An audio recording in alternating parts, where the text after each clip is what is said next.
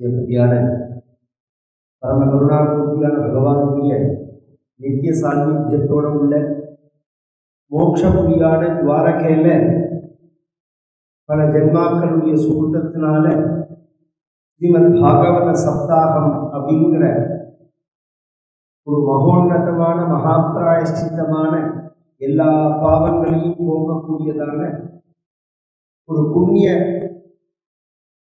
மகா யஜ்ஞம் செய்யக்கூடிய பாக்கியம், அதில் கலந்துக்கக்கூடிய பாக்கியம் நமக்கு கிடைச்சது. அவன் அருளால் அவன் தாள் வணங்கி அப்படிங்கிற மாதிரி பகவானுடைய கிருபையினால கிடைச்சது. பகவான் இந்த துவாரகையில தான் 110 வருஷம் பகவான் இருந்திருக்கான். ஒரு நாள் 2 நாள் இல்லை, 110 வருஷம் பகவான் இந்த துவாரகையில தங்கியிருக்கா. அப்பேற்பட்டதான ஒரு சாநித்தியமான ஒரு க்ஷேத்திரம் இந்த துவாரகை அப்படிங்கிற. மதுராலேருந்து எல்லா ஜனங்களையும் ஷிஃப்ட் பண்ணி பகவான் துவாரகைக்கு கொண்டு வந்தார்.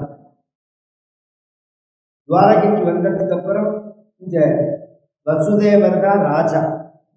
பகவான் இளவரசனாக தான் இருக்கா. பலராமசுவாமி பகவான் மதுரால இருக்கும்போது உஜ்ஜயின்ல சாந்தீபினி அப்படின்னு ஒரு ஆச்சாரியர் ஒரு ஸ்கூல் நடத்தினார். அந்த ஸ்கூல்ல கொண்டு போய் பகவானை சேர்த்தார்கள் உபநயனம் பண்ணி. பகவான் 64 நாள்ல 64 வகையான படிப்பு, 64 ஆயக்கலைகள், 64 அப்படின்னு சொல்லுவார்கள் தமிழ். எல்லாம் நம்ம இந்து மதத்துல மொத்த வித்தையினுடைய தொகுப்ப 2 வகையா சொல்லுவாங்க. 14 வித்தை அப்படின்னு சொல்லுவாங்க. கலை அப்படின்னா 64 வகையான வித்தை அப்படின்பாங்க.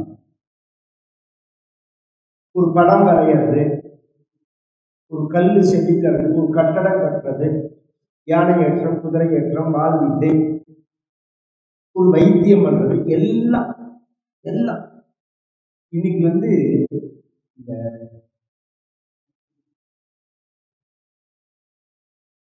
மேற்கு சமுத்திர கரையிலேயே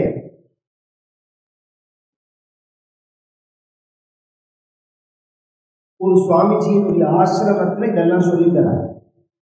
ராம்புராணம் சம்திங் ஏதோ கர்நாடகாவில் எங்கில் இருக்கு, மேங்களூர் கிட்ட. அந்த இடத்துல இது எல்லாமே சொல்லித்தரார்கள். பரமேஸ்வரனுடைய க்ஷேத்திரம் அது. அது மாதிரி இப்ப எல்லா இடத்துலையுமே சொல்லிக் கொடுக்கணும்னு பாரத தேசத்துல அந்த ஏற்பாடெல்லாம் நடந்திருந்தது. ஒரு காலத்துல பல இடங்கள்ல யூனிவர்சிட்டி மாதிரி இருந்தது. உஜ்ஜயின்ல இருந்தது, பங்களாதேஷ்ல நவத்வீபம்னு ஒரு இடம், அந்த இடத்துல இருந்தது, காஞ்சிபுரத்துல இருந்தது, நம்ம காஞ்சிபுரத்துல இருந்தது, ஹாஸ்பிட்டல் இருந்தது, கர்நாடகாவில், காஷ்மீர்ல இருந்தது, இந்த மாதிரி துவாரகால இருந்தது, இந்த பின்னாடி காலத்துல பல இடங்கள்ல இருந்து பகவான் அந்த உஜ்ஜயின்ல அத்தியனத்தை பண்ணி குருதட்சிணியாக என்ன கொடுக்கணும் அப்படின்னு கேட்கலாம். பொதுவா படிக்கிற காலத்துல ஃபீஸ் கிடையாது. இந்து மதத்துல ஒரு சிஸ்டம் என்னன்னா, படிக்கிற காலத்துல ஃபீஸ் கிடையாது. நீங்க கவலையப்பட வேண்டாம், ஃப்ரீ எஜுகேஷன் தான். படிச்சு முடிச்ச உடனே வேதம் சொல்றது, ஆச்சாரியாய பிரியந்தனமாகிய பிரஜா தந்துமாவியவச்சேசி அப்படிங்கிறது. ஆச்சாரியருக்கு பிரியமான ஒரு குருதட்சிணையை நீங்க கொடுக்கணும் அப்படின்னு சொல்றது. அந்த சம்பிரதாயம் தான் இன்னைக்கு நம்மளுடைய சம்ஸ்காரத்துல இருக்கிறது. அத்தியனம் பண்ற காலத்துல நாம எதுவும் பணங்கள்லாம் கொடுக்க வேண்டாம். படிப்பெல்லாம் முடிச்சுட்டு, கிளாஸ் எல்லாம் முடிச்சுட்டு, நமக்கு யதாசக்தி அப்படின்னு சொல்லுவாங்க. அது மாதிரி ஆச்சாரியருக்கு ஒரு தட்சிணையை கொடுக்கணும். எந்த வித்தையை நாம் ஆச்சாரியர் கேட்டு கற்றுக்கொண்டாலும் அது மாதிரி பகவான் கேட்கும்போது அப்படின்னு சொன்னார், நீ படிச்சதே எனக்கு கௌரவம். பகவானுக்கு நான் குருங்கிறது பெரிய விஷயம் இல்லை. அதை தாண்டி எனக்கு என்ன தட்சிணை வேணும்னா, சாந்தீபினுடைய மனைவி இதை கேட்டுட்டு பகவான் இதனால பகவான் சொல்லிக்கல, அவரும் சொல்லல. எனக்கு 12 வருஷம் முன்னாடி பிரபாச தீர்த்தம்னு ஒரு இடத்துக்கு நான் குளிக்க போறதே, என் பையன் முதல்ல எழுதுன்னு எடுத்து அந்த பையன் எனக்கு வேணும் அப்படின்னா, 12 வருஷம் முன்னாடி போன பையன் தான் அப்படிங்கிறார். பகவான் சொல்றான், மாமி என்ன சொல்றான்னா, சரிதா கிருஷ்ணா, அவருக்கு வெளி உலகமே தெரியாதுடா, இதுதான் இருப்பா. நான் பார்த்துருக்கேன். அசலின்னு அர்த்தம் இல்லை, இருக்கு அச்சமடம் நானும் பையனுக்குன்னு சொல்லுவான். அட்மினிஸ்ட்ரேஷன் கெப்பாசிட்டி எல்லாமே உண்டு, எல்லாம் தெரிஞ்சு குழந்தையா இருப்பான். ஸ்திரீகளுடைய ஒரு சுபாவத்தை சொல்லும்போது எல்லாம் தெரியும், குழந்தையா இருக்கும். இதை போஷிக்கிறது நம்ம தேசத்தோட ஒரு சுபாவம். அந்த ஸ்திரீகளுக்கு எல்லாம் தெரியும். சம்பாதிச்சு ஒன்று கொடுக்குறத தவிர அத்தனை விவகாரம் பண்ணுவான் அந்த மாமி. மாமாவை கேட்டா மாமி பாவம் சாதனம். இது ஒரு ஆச்சரியமான ஒரு அழகான ஒரு வாழ்க்கை முறைன்னு வச்சுக்கோங்களேன். மட்டப்படுத்துறதுன்னு அர்த்தம் இல்லை. இன்னைக்கு எல்லாமே குழந்தையா பண்ணி தப்பு தப்பாவே மனசுல வளர்ந்துக்கிறாங்க. அதான் பிரச்சனை. எல்லாத்தையும் தப்பு தப்பா மனசுல வளர்ந்து இல்ல மாமி என்ன சொல்றாங்க, குழந்தை வாங்கிட்டு வரேன்னு சொல்லி பகவான் அங்க போயிட்டு கடைசியில யம தர்மராஜன் போயிட்டு அவன்கிட்டையும் தெரியலன்னு தானே அந்த பையனை சிருஷ்டி பண்ணி எல்லா விதியும் சொல்லி கொடுத்து பகவான் கொண்டு குருதட்சிணையா கொடுத்தார் அப்படின்னு சொல்லி அங்கிருந்து பகவான் துவாரகைக்கு வந்ததுக்கு அப்புறம் பகவானுடைய அண்ணா பலராம சுவாமிக்கு கல்யாணம் ஆகணும். அப்புறம் தான் பகவானுக்கு கல்யாணம் ஆகணும். ரைவதம் அப்படின்னு ஒரு தேசம், அந்த தேசத்து ராஜகுமாரிக்கு ரேவதின்னு பெயர். அவனுக்கு கல்யாணமே ஆகலைன்னு உடனே இது கிருதயுகத்துல அந்த பார்த்தாரு அந்த ஜாதகம் பார்த்தாரு அந்த ராஜா பார்த்தாரு, கல்யாணமே ஆகலைன்னு உடனே அவன் அப்பா என்ன பண்ணா, இந்த பொண்ணை அழிச்சு நேர மேட்ரிமோனிக்கு பொண்ணு பிரம்மாட்ட போயிட்டான். பிரம்மாட்ட போய், நீ தானே தலையெழுத்த எழுதுறோம், இந்த பொண்ணுக்கு யார் ஆத்துக்காரு, உங்களுக்கு கல்யாணம் உண்டா கிடையாதாங்க. அவர் சொன்னார். அப்ப என்ன ஆயிடுச்சுன்னா, இவர் போற சமயத்துல சபை நடந்துருந்தது. ஒரு அரை மணி நேரம் போல வெயிட் பண்ணிட்டு அப்புறம் பிரம்மாட்ட பேசிட்டு பிரம்மா சொன்னார், நீ இப்ப கீழே போனேன்னா இப்ப துவாபர யுகம் நடக்கிறது.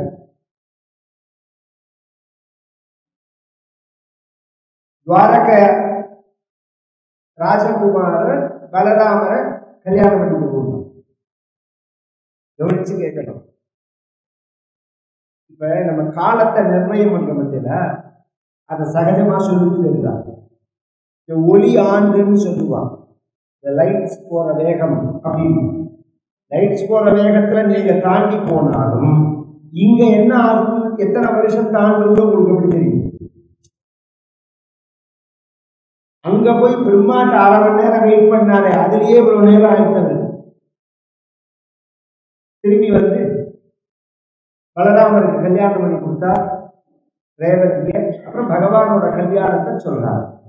பகவானுக்கு கல்யாணம் பண்ணணும் அப்படிங்கிறது விதர்ப தேசத்து ராஜகுமாரி ராஜா பீஷ்மகன்னு பேரு. ராஜா சி பீஷ்மகோ நாம விதர்பாதிபதிர்மான் தஸ்ய பஞ்சாபவன் புத்ராः கன்னிகாச்சபராணன ருக்மக்ரஜோ ருக்மரதः ருக்மபாஹுமனந்தரः ருக்மகேசோ ருக்மமாலி ருக்மிண்யேஷாம் ஸ்வசாசதி சோமஸ்ருத்யமுந்தஸ்ய ரூபவீரியகுணஸ்ரீயः கிருஹாகதைர்தீயமானாः தம்மேனே சதிருஷம் பதிம் தாம் புத்தி லக்ஷணோதாரிய ரூபசீல குணாஸ்ரய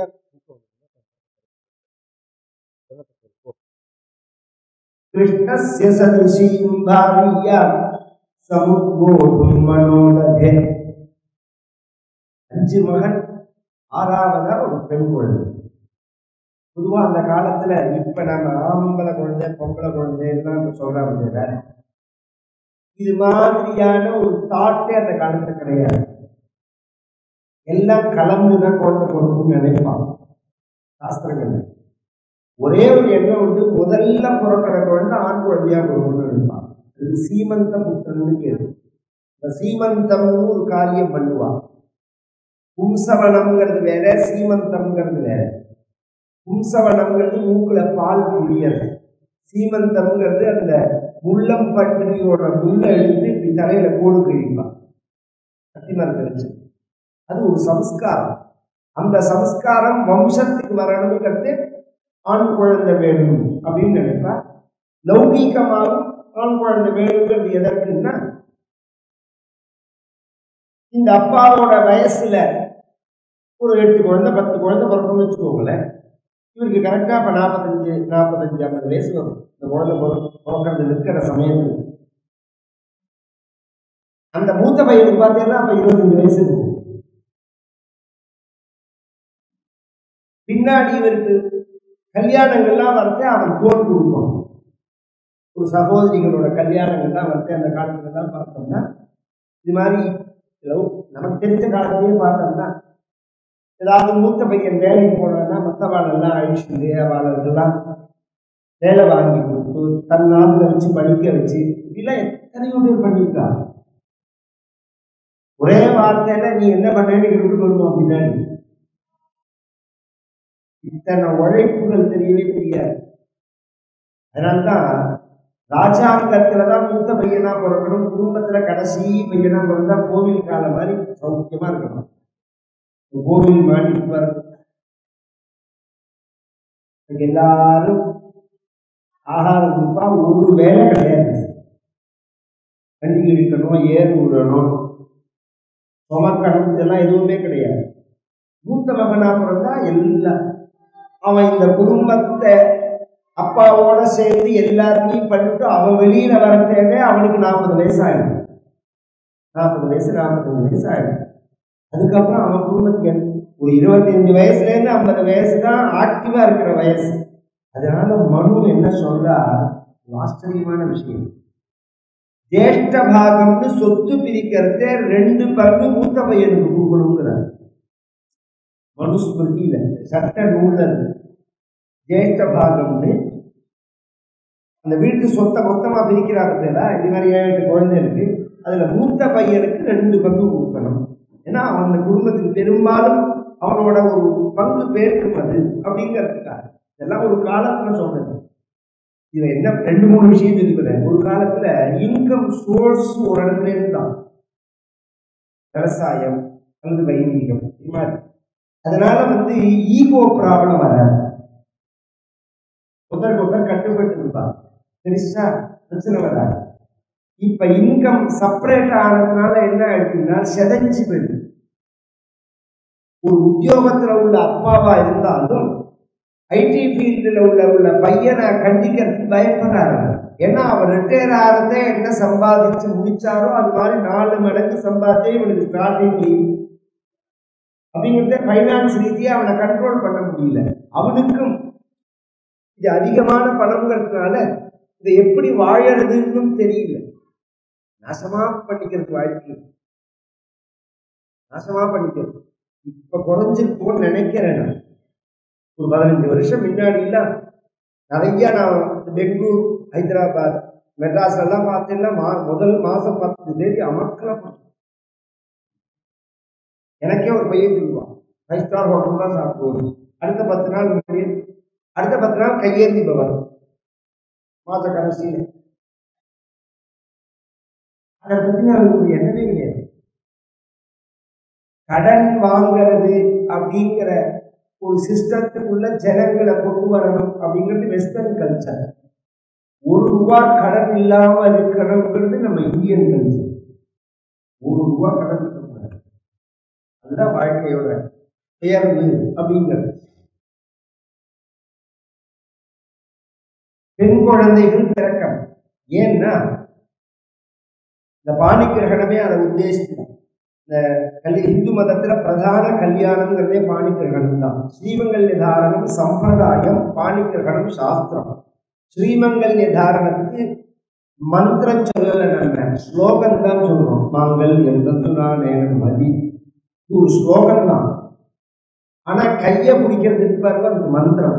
வினாமிதே பிரஜாஸ்துவாய ஹஸ்தம் மயா பத்யா ஜலதஷ்டரியதாசா அப்படின்னு வேத மந்திரம் அது. அதனாலதான் பிராமணனுடைய பத்திரிகையில இன்னைக்கும் பார்த்தேன்னா திருமங்கல்ய தாரணம்னு நாம போடுறது இல்லை, பாணி கிரகணம் செய்து கொள்வதாய் அப்படின்னு போடுற பார்த்தீங்களா. ஏன்னா அந்த முகூர்த்தமே பாணி கிரகணத்துக்கு தான், திருமங்கல்ய தாரணத்துக்கு இல்லை. அது ஒரு பிராமணம். பாத்தியார் என்ன பண்ணுவார்னா 7 மணி 9 மணிக்கு ராகு காலம் ஆரம்பம்னா 8:45 வரை தான் ஆக்கி ஸ்ரீமங்கல்ய தாரணம் முடிச்ச உடனே எல்லாரும் தின்னு மேடையில ஏறி கிஃப்ட் எல்லாம் கொடுத்து முடிச்சு யமகண்டமோ ராகு காலமோ 10 மணிக்கு கொடுத்த யமகண்டத்துல கிருப்ராமி தேசுப்ரஜாஸ்துவாயா அப்படின்னு பாணி கிரகணம் நடக்கும். அந்த முகூர்த்தத்துல பாணி கிரகணம் நடக்கணும். பொதுவாக ராகு காலம் கூட பெருசா தோஷம் கிடையாது.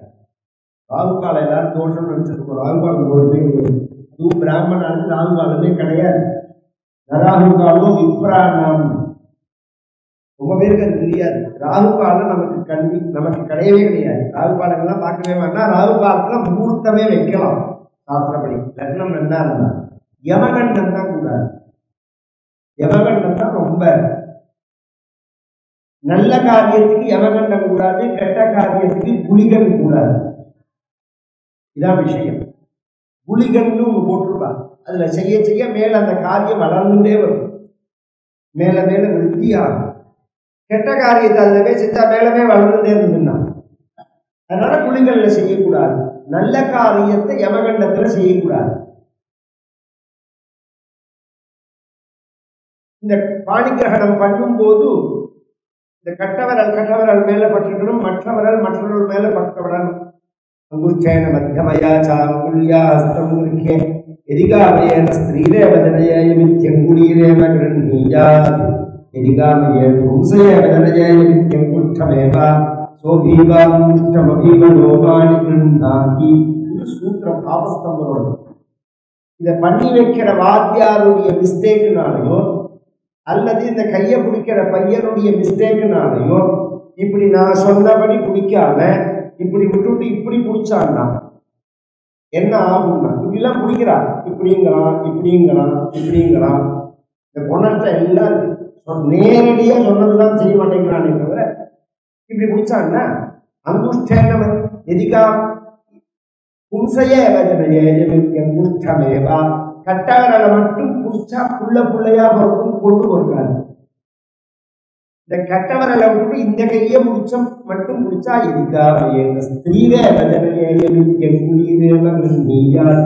பெண் குழந்தைகள் மட்டும்தான் பிறக்கும், ஆண் குழந்தை பிறக்காது. இதுல என்ன இருக்கு விஷயம்னா இது அங்குஷ்டாபியா நமஹ தர்ஜனி மத்தியமா அனாமிகா கனிஷ்டிகான்னு இதெல்லாம் புல்லிங்கம், இது ஆண்லிங்கம். அப்ப ரெண்டும் கலந்து இருக்கணும். அப்படிதான் சாஸ்திரம் சொல்றது. சில பேருக்கு தோணும் இன்னைக்கு விட்டுட்டா அந்த மைண்ட் செட்டை ஏண்டாப்பா பிள்ளைய பெற்றோன்னு அவ்வளவு வருத்தப்படுறான். ஒரு 25 இன்னைக்கு பொண்ணை வச்சவாதான் ராஜா பாக்கியசாலி. அவ வச்சதுதான் சட்டம். அவ என்ன சொல்றாலோ அதுதான் வாழ்க்கை. நவத்வாரத்தையும் கூட்டிட்டு இருக்கணும். பிள்ளைய பெற்றவா எல்லாம் ஒரு சுழற்சி தானே, எல்லாம் சுழற்சி தானே. அத்தனை பாடுபடுத்திருக்கல நல்ல குழந்தைகள் எல்லாம் ஒரு ஹிம்சை பண்ணி விழுக்கமிழக கொண்டா, பட்டுக்கொண்டையை கொண்டா, பட்டை கொண்டா, மோதிரம் போட்டால் அவங்க அதில் சீர் செஞ்சாங்க. கருந்துதங்க ஏன் சின்னதா இருக்கு, ஏன்னா அது மேலே ஏறி பார்த்து போறியா மருந்துங்க சின்னதா இருந்தா என்ன. ஒரு எல்லாத்துக்கும் ஒரு சண்டை, ஒரு ஆர்கியூமெண்ட், ஒரு ஹிம்சை. கஷ்டப்பட்ட காலத்துல இன்னைக்கு எல்லாருக்கும் ஃபைனான்ஸ் ரீதியா சப்போர்ட். இன்னொரு விஷயம் என்னன்னா, அந்த காலத்துல என்ன பண்ணுவேன், எவ்வளவு நகை போடுவேன், இன்னைக்கு கேட்டா கல்யாணம் கிடையாது.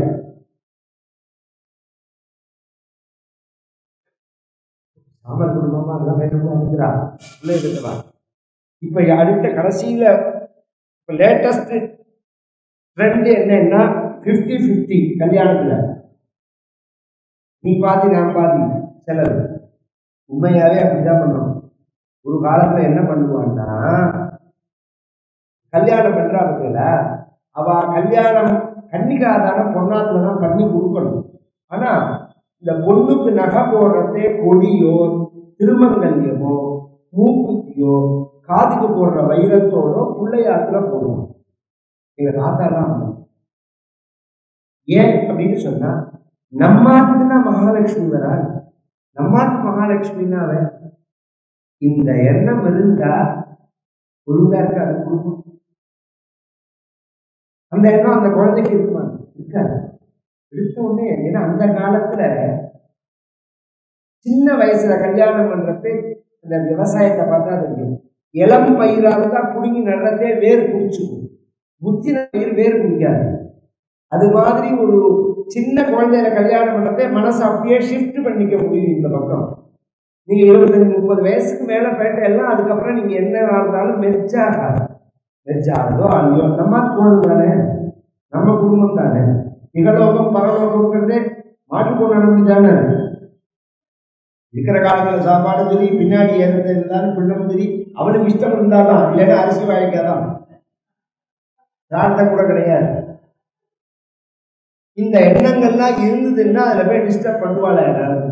என்ன எங்க தாத்தா சொல்லுவார்கள், இது மாதிரி எல்லாம் கம்பல் பண்ணி வாங்குற காசு பனி பேச்சு வெளியேறா மாதிரி, பனி பொழிஞ்சு சொட்டு மனோபாவம் மகாலட்சுமின்னு நினைச்சு அந்த பெண்ணை காலை எடுத்து வைக்கிறதே, காலை பிடிச்சி வைக்கிறதே அந்த வேதம் சொல்றது.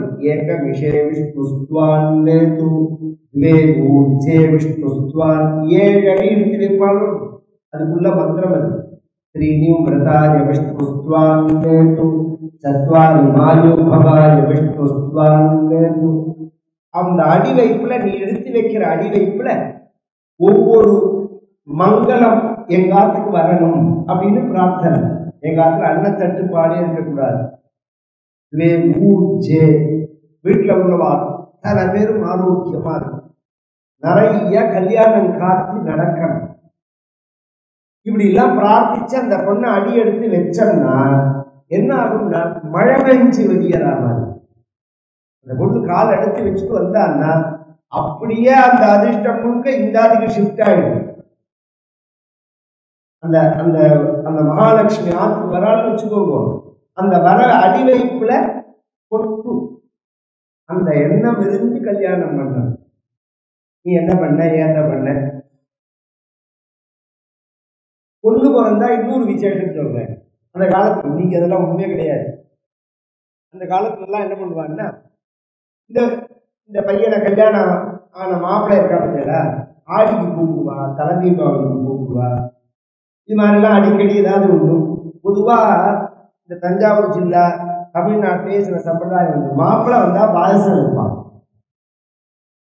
பாயசம் வச்சு போடுவா, விசேஷ சமையல் போடுவா. பொண்ணை பெத்தோம்னு வச்சுக்கோங்களேன், அப்பப்ப மாப்பிள்ளை வரதே நல்ல சாப்பாடு நமக்கும் கிடைக்கும். பிள்ளைய பெத்தா வெட்டுவாடா குழந்தைன்னு அவளுக்கு 2 கஷ்டம்னு கொடுத்ததோட சரியா போச்சாரு. கன்னிகாதானம் நம்ம அவன் பண்ணானே தவிர நாம தான் பண்றோம். உண்மையா புருஷதானம் நாம தான் பண்றோம். அதுக்கப்புறம் அஸ்மாத்துமே தான் நமக்கு ஒன்றும் கிடையாது. பெண்ணு இருந்தாதான் இத்தனை உற்சவங்கள் நடக்கும். ஆம், எப்போதும் நித்திய கல்யாணமா இருக்கணும்னு நினைக்கிறேன். இந்த எண்ணங்கள்லாம் கடன் வாங்கி செய்வான்.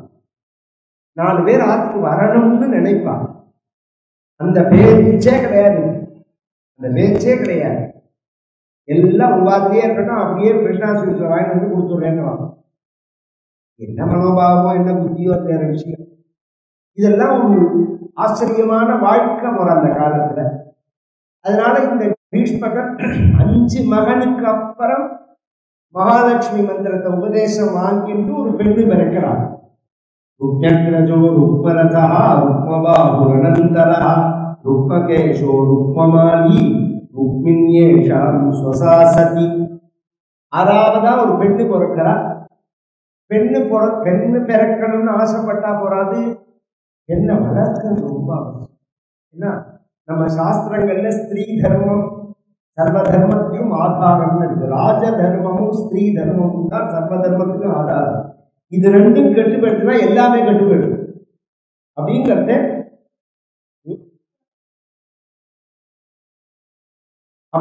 நாம என்ன பண்ணணும்னா, அந்த குழந்தைகளை அந்த தர்மமா வளர்க்கணும். என்ன சுதந்திரமா இருக்கலாம், தைரியமா வளர்க்கலாம். ஆனா ஸ்திரீத்துவம்ங்கிறது மாறாம வளர்க்கணும். அந்த குழந்தைகளுடைய பொறுப்பை அந்த குழந்தைகளுக்கு சொல்லி தரணும். நீங்க என்னைக்கு இருந்தாலும் ஆத்துக்காரோட தான் இருக்கணும், கணவன் தான் உனக்கு எல்லாம், அந்த பொறுப்பு உனக்கு இருக்கணும், நீ அதுதான் ஒரு வீடுன்னு இருக்கணும். விளக்கேற்றுறதையோ நல்ல காரியங்கள் செய்யறதையோ எதையுமே நீ இது பண்ணக்கூடாது. இதெல்லாம் பழக்குவான் அந்த காலத்துல. இந்த காலத்துலலாம் அப்படி கிடையாது. என் பொண்ணை என்னமா சொன்னேங்கிறான். என் பொண்ணை என்னமா சொன்னேன், என்ன சொன்னேன்னா ஆத்தால ஏத்துக்க சொன்னேங்கிறான்.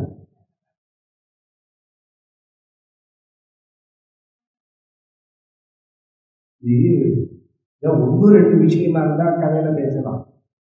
ஒவ்வொரு நாளும் ஒவ்வொருத்தரும் வருத்தப்படுற விஷயங்களை பார்த்தோம்னு வச்சுக்கோங்களேன், அவ்வளோ சிரமமா இருக்கு.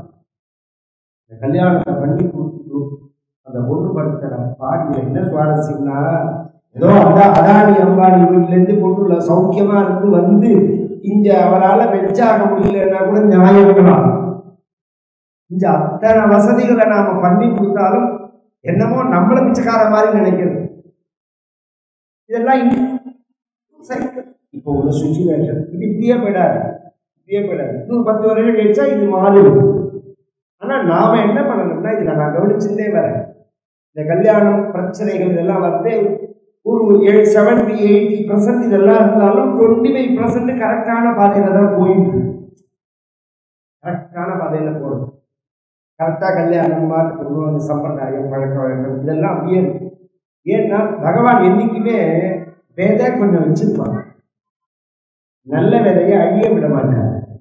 அதனால நல்ல குடும்பத்துல வந்து இப்ப கவனிச்சதுன்னா பொங்கல் நிறைய போடணும். ஏன்னா நல்ல தர்மங்களை வளர்க்கணுங்கிறதுக்காக இந்த குழந்தைக்கு சொல்லி கொடுக்குற அவ அம்மா, ருக்மணியோட அம்மா, பெண்ணா பிறந்தா போறாது, புடவனக பூண்டா போறாது. பெண்ணோட வாழ்க்கை வெற்றியா அமையறதுங்கிறது நல்ல கணவன் அமையறது. அதுதான் பாரத தேச சம்பிரதாயம். நல்ல கணவன் அப்படிங்கிறத சாமர்த்தியத்தினால அமைச்சுக்க முடியாது. ஈஸ்வர அனுகிரகத்தினால, தெய்வத்தினுடைய அருளால தான் நல்ல கணவன் கிடைப்பான். தெய்வத்தினுடைய அருள்ங்கிறது கடத்தருவில் காசு கொடுத்து வாங்கிறது இல்லை. தெய்வத்தை வணங்கக்கூடிய அடியார்களுடைய அருளால தான் தெய்வத்தினுடைய அருளை அடைய முடியும். பகவத்கிருபைய பாகவதால தான் அடைய முடியும். அதனால மகான்களை பூஜை பண்ணுன்னு சொல்லுவாங்க. எல்லாம் சரித்திரத்துல நிறைய நான் திருஷ்டாந்தம் சொல்லுவேன். மகாபாரதம் எடுத்துக்கோமே, குந்திக்கு துர்வாசர் ஒரு மந்திரம் உபதேசம். குந்தி வந்து ராஜகுமாரியா இருக்கிற காலத்துல துர்வாசர் வீட்டுக்கு வரது. அந்த துர்வாசருக்கு 6 வயசுல சிஸ்ரூஷ பண்றாங்க, பணிவிட பண்ண சொல்றாங்க. பூஜைக்கு எடுத்து வை, பாத்திரம் எடுத்து வை, புஷ்பம் எடுத்து வை. 10 நாள் தங்கியிருக்கிற துர்வாசர் போற சமயத்துல அந்த குழந்தைய உட்காந்து வச்சு ஒரு மந்திரம் உபதேசம் பண்றார். இந்த மந்திரம் உனக்கு பின்னாடி உபயோகப்படுமா அப்படின்னு சொல்லுது. அந்த மந்திரத்தினால்தான் குழந்தை கொடுக்கிறது. அது மாதிரி திரௌபதி காலத்துல வசிஷ்டர் வர பாஞ்சால தேசத்துக்கு ஒரு 2 நாளோ 4 நாளோ தங்கி இருக்கிறதே இவங்களுக்கு சிசூஷ பண்றாங்க. சிசூஷ பண்றதை பார்த்துட்டு சந்தோஷப்பட்டு ஒரு நாளைக்கு கூப்பிட்டு வச்சு உட்காந்து வச்சு பகவன் நாமாவை உபதேசம் பண்றார் வசிஷ்டர். மகத்யாபதி சம்பிராப்தே ஸ்மர்த்தவியோ பகவான் ஹரி. மகாபாரதத்தில் அப்படியே வசிஷ்ட வாக்கியம் ஸ்மரதி புராணூனம் மகத்தபா. அந்த புடவையை பிடிச்சி இழுக்கும் போது முதல்லெல்லாம் இவா காப்பாற்றுவார்கள், அவர்கள் காப்பாற்றுவார்கள்ங்கிற எண்ணம் ஓடி இந்த திரௌபதிக்கு அன்னைக்கு வசிஷ்டர் சொன்னது ஞாபகம் வருது. அம்மா, பெரிய ஆபத்து வர காலத்துல இப்ப நான் சொல்லி கொடுத்தேனே இந்த நாமாவை சொல்லு அப்படின்னு அவர் சொன்னதுனாலதான் கோவிந்தான்னு சொன்னது. இப்ப நாமாவை நாம ஜெபம் பண்ணலாம்.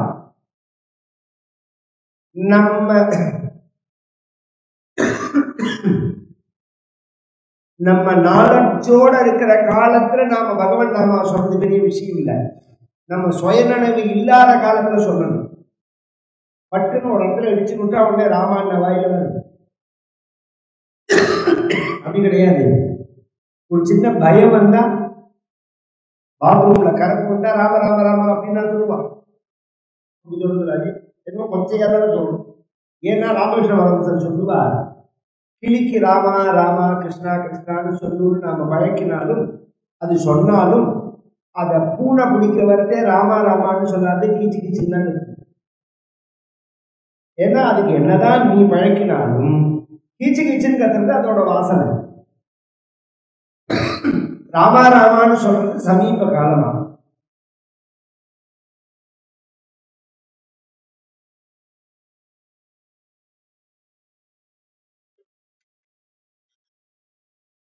அது மாதிரி ஒரு ஆபத்து காலத்துல பகவானுடைய நாமா நமக்கு வரணும்னா பகவன் நாமா ஒருத்தருக்கு ஒருத்தர் உபதேசம் பண்ணணுங்கிற அவசியமே கிடையாது. பகவன் நாமாவுக்கு அப்படி கிடையாது, நாமே சொல்லலாம்.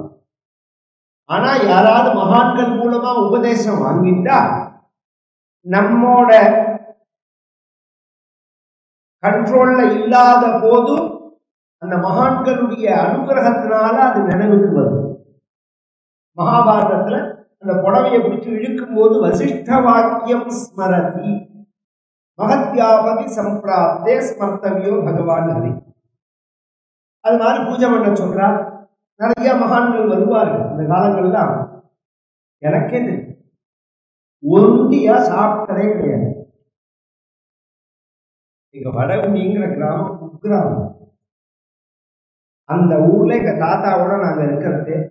இன்னி வந்து அதுக்கு பஸ் கிடையாது. அந்த ஊருக்கு நீங்க 1.5 கிலோமீட்டர் 2 கிலோமீட்டர் நடந்துதான் உள்ள வரணும். மழை காலம் தான் அதுக்கு சிரமம். அப்படி உள்ள ஒரு ரூரல் ஏரியா. அந்த ஊருக்கு தினம் 2 பேர் 4 பேர் வருவாங்க. எங்க பாட்டி சமைச்சு போடுவாங்க. எங்க பாட்டி கையால எனக்கு தெரிஞ்சு என்னோட ஒரு 12-13 வருஷத்துக்குள்ள 1,00,000 பேருக்கு சாப்பாடு போடுவாங்க. தினம் வருவாங்க. யாராவது பார்க்கறதுக்கு வருவா. வந்தோடனே கை கால வந்து சாப்பிட்டு போகும்போது இல்லைன்னா கங்காளிகள்னு வருவா. அந்த காலத்துல வந்து திண்ணையிலேயே உட்காந்துருப்பா. மாமா நான் சாப்பிட்றேன் சாப்பிடும்போது இலை போடுற சமயத்துல நம்ம பேர் சொல்லலைனாலும் வாசல்ல பார்த்தா யாராவது இருப்பாங்க. வாங்கோடு கூப்பிட்டு சாப்பாடு போடுவாங்க. இதெல்லாம் ஒரு சம்பிரதாயம். மகான்கள்லாம் தேடின்னு வந்தா அவளுக்கு நமஸ்காரம் பண்ணுவாங்க. இது மாதிரி யாராவது விசேஷமா தாத்தாவை பார்க்கறதுக்கு மகான்கள்லாம் வந்தார்கள்னு வச்சுக்கோங்களேன். சேகாலிபுரத்துலேருந்து வரா, இதுல கும்பகோணத்துலேருந்து வரா, பக்கத்துல சிலபிலேருந்து ஒரு யாரோ ஒரு சாட்சி வந்திருக்காருன்னா ஆத்துல உள்ள ஸ்திரீக்கள்லாம் என்ன பண்ணுவா, வந்து ஒரு தடவை நமஸ்காரம் பண்ணிட்டு உள்ள போவோம். இதெல்லாம் நான் பார்த்துருக்கேன். எங்க ஆத்துக்கு குரு வந்தாருன்னா அந்தநாராயண தீட்சிதர்னு பேரு, ஐயா தீட்சிதர்னு பேரு. அவ ஆத்துக்கு வந்தாருன்னா வந்து உட்கார்ந்துட்ட உடனே தாத்தாவோட பேசுறதுக்குள்ள எல்லாரும் வந்து நமஸ்காரம் பண்ணிட்டு போவோம். இதெல்லாம் ஒரு சிஸ்டம். அது மாதிரி இவ ருக்மணி பூஜை பண்றா. பூஜை பண்ணினா அந்த பாதத்தை அலம்பி அவளுக்கு புஷ்பத்தை போட்டு பூஜை பண்ணும்போது இந்த குழந்தை இவ்வளோ ஸ்ரத்தையா இருக்கிறத பார்த்துட்டு உனக்கு ஏற்ற ஒரு ஆத்துக்காரர் கிடைக்கணும், நான் பார்த்து வச்சிருக்கேன். நிமிர்ந்து பாப்பா. மாமா சொல்றேங்கிறதுக்காக நீ கல்யாணம் பண்ணிக்க வேண்டாம். அவன் எப்படி தெரியுமா இருப்பான்? பிருந்தாவன விஹாரம் பத்த மயூர பர்ஹம் நந்த நந்தனம் அகில ஆனந்தகர விக்ரஹம் விக்ஷேகம் கதா கோபாலமூர்த்திம். நாராயண தீர்த்தர் தரங்கத்துல சொல்றார்.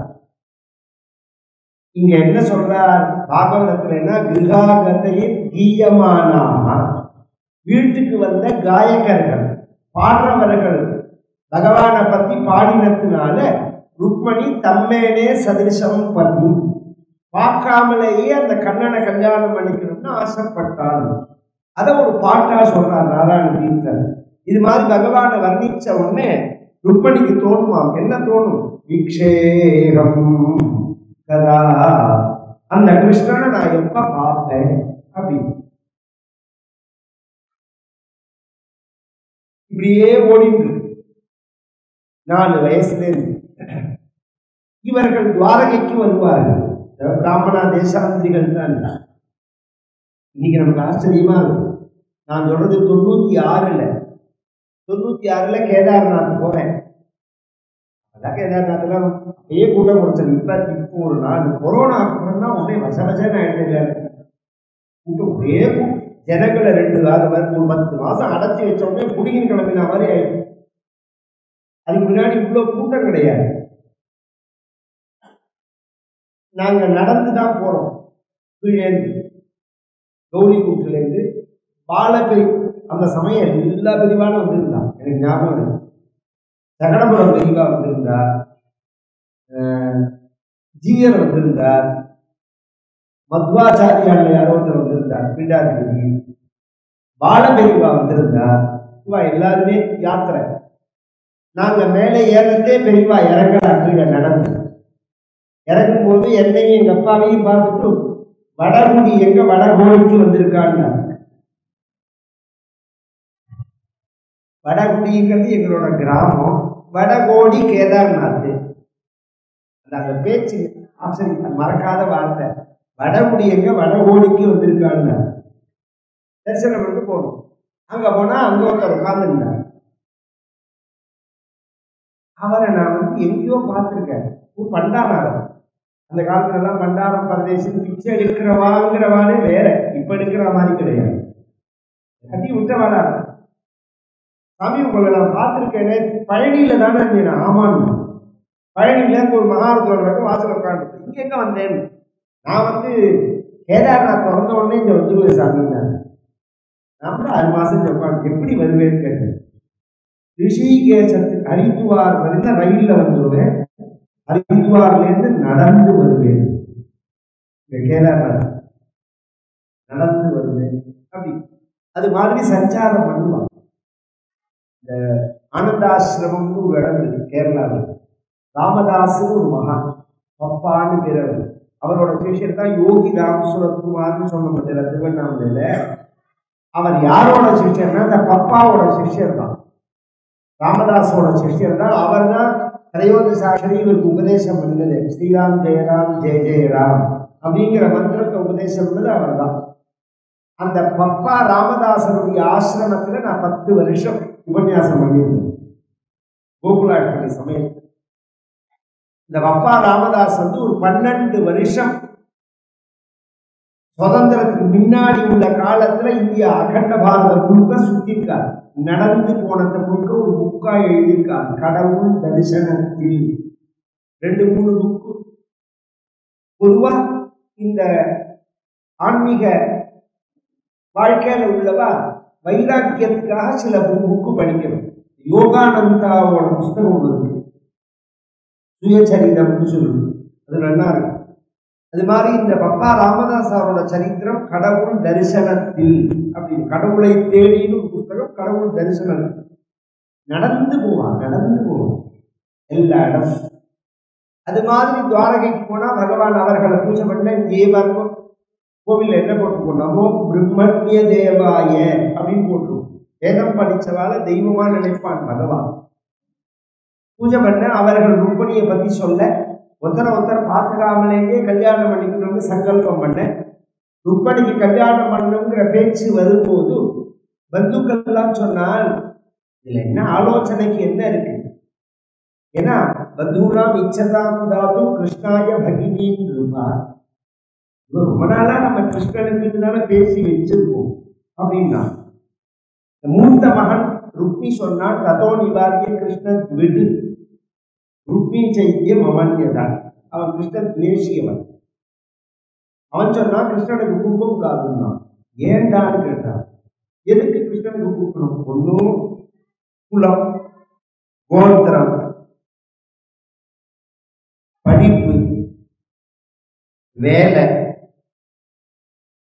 குணம், இதெல்லாம் பார்த்துதான் குழந்தைகளை கொடுப்பாங்க. நல்ல குலமானா மாடு மேய்க்கிற குலம். படிப்பு என்ன அப்படின்னா 64 நாள்ல எல்லா படிப்பையும் படிச்சு அந்த மாதிரி அதர் ஸ்டேட்ல போய் சர்டிபிகேட் வாங்கிட்டு வர மாதிரி இருக்கும். அது மாதிரி எத்தையோ வாங்கிட்டு வந்துட்டான்.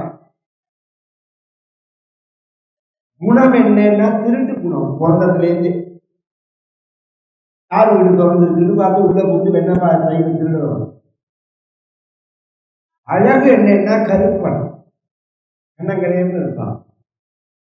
பணம் என்னன்னா ஒண்ணுமே கிடையாது, பிச்சுக்கார. அவர்களெல்லாம் மாடு வைக்கிறவர்கள் யாதவர்கள். அப்படிலாம் சொல்லலாமாப்பா? பகவான் இல்லையா? பகவான் ஆதி அவனுக்குலாம் கொடுக்காது. வேற யாரும் கல்யாணம் பண்ணிக்கலாம். சேத்தி தேசத்து அரசன் சிசுபாலனுக்கு கொடுக்கணும்னா அவன் அயோக்கியனாச்சான். இந்த காலத்துல இது மாதிரி உள்ளவாளோட ஃப்ரெண்ட்ஷிப் வச்சிருந்தாதான் வாழ்க்கையில மேல வரலாம். நீங்க நல்லவாளோட எல்லாம் ஸ்நேகம் வச்சிருந்தேன்னு வச்சுக்கோங்க, ருத்ராட்சம், விபூதி, சுண்டல், உண்டகட்டியோட உட்காந்துக்க வேண்டியதான்.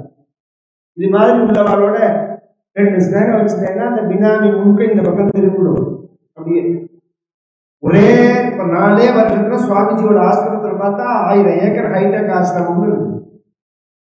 40 ஜென்மா ஒழிச்சா கூட அந்த சொத்து ஜெயிக்க முடியாது. ஏதோ அதிர்ஷ்டம் சொல்ல முடியாது. இதையும் இருக்கு. நமக்கு இதுவும் வேண்டாம் அதுவும் வேண்டாம். சாத்விகமான வாழ்க்கை தான் நம்மளோட வாழ்க்கை.